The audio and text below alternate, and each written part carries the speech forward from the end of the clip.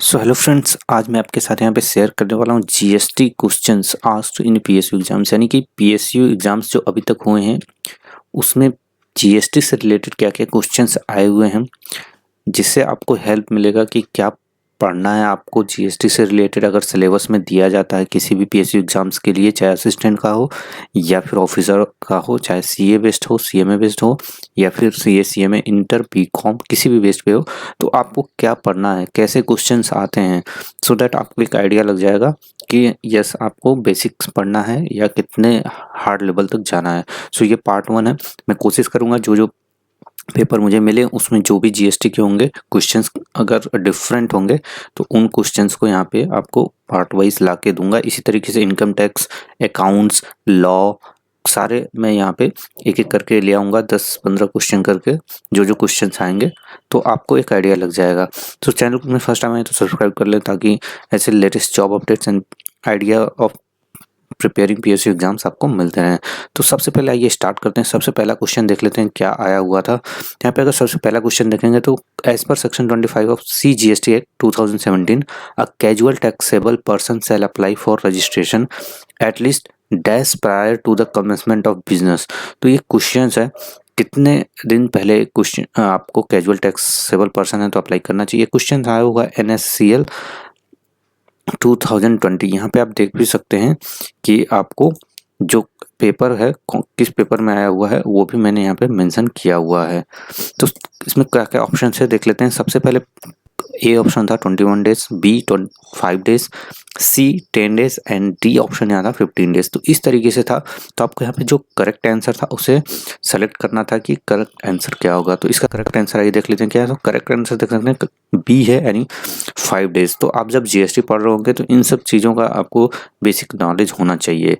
आते हैं अब नेक्स्ट क्वेश्चंस पे।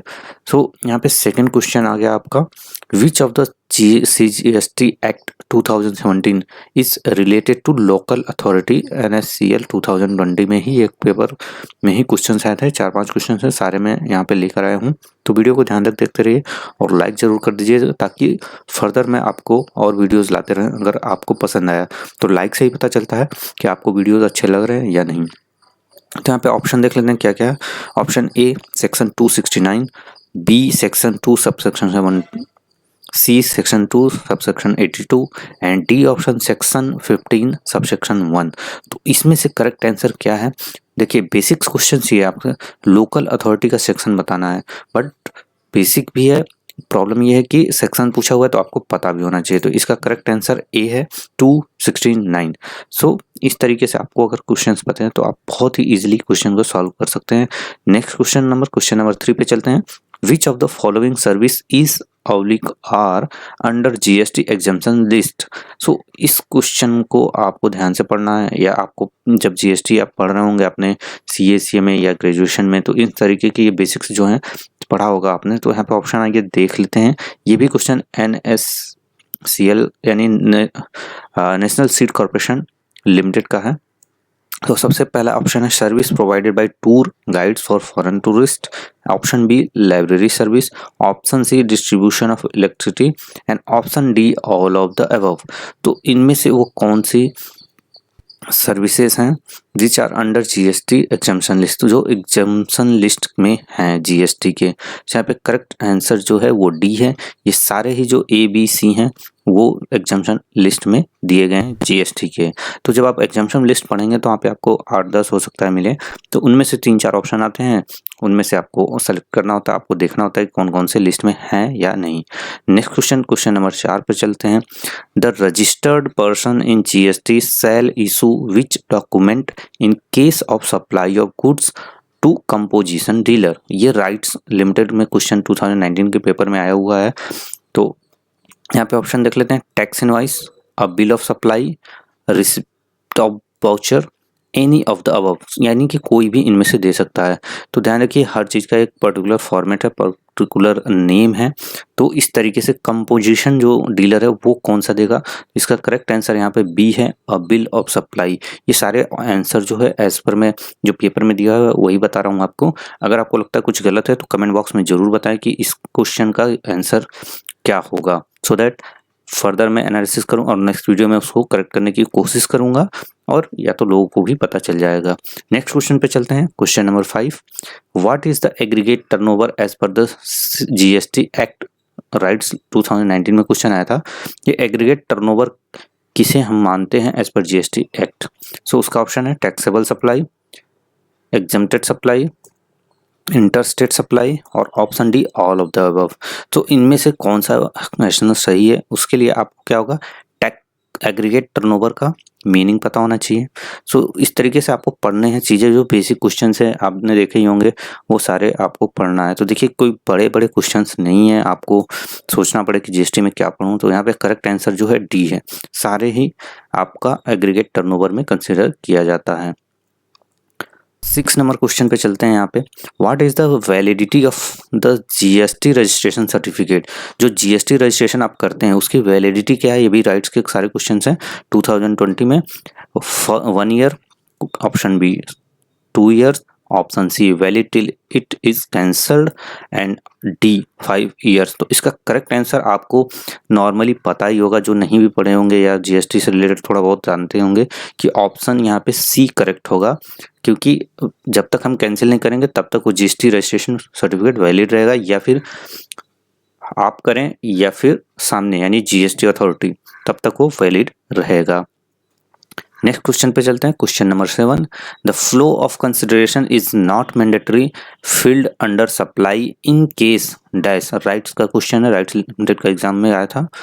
तो यहाँ पे है imports activities filed under schedule I of the CGST act 2017। Option C both A and B above, option D none of the above. So इनमें से कौन सा है वो आपको करेक्ट आंसर बताना है। तो इसका आंसर आइए देख लेते हैं क्या दिया हुआ था। यहाँ पे आंसर बी है, activities side under schedule I of the CGST act 2017। तो इस तरीके से आपको सारी चीज़ें पढ़नी है, बहुत थोड़ा तो मेहनत करना पड़ेगा, आपको सारा बेसिक नॉलेज होना चाहिए। सो अब आते हैं नेक्स्ट क्वेश्चन पे। क्वेश्चन नंबर 9 है, सॉरी 9 लिख दिया मैंने, 8 की जगह, तो उस हिसाब से सीरीज अब चलेंगे। What is the taxable event under the GST? इसी तरीके से आपने पढ़ा होगा जीएसटी में टैक्सेबल इवेंट हम कब मानते हैं, ये भी राइट्स का क्वेश्चन। तो सबसे पहला provision of service, supply of goods और service, manufacturing of goods, option D है सेल ऑफ गुड्स। तो इनमें से कौन सा आंसर करेक्ट है, आपको उसके लिए टैक्सेबल इवेंट जीएसटी का पढ़ना पड़ेगा। तो करेक्ट आंसर यहाँ पे आइए देख लेते हैं। यहाँ पे एक तरीके से क्वेश्चंस आपको रिवाइज भी हो जाएंगे, इस तरीके से आपको पता भी चल जाएगा कि आपने जो अगर जीएसटी कंप्लीट कर चुके हैं तो ये चीज़ें आपसे बन रही हैं कि नहीं, क्योंकि ऐसे ही क्वेश्चन ये आए हुए क्वेश्चन हैं जो डिफरेंट PSUs में आते रहते हैं।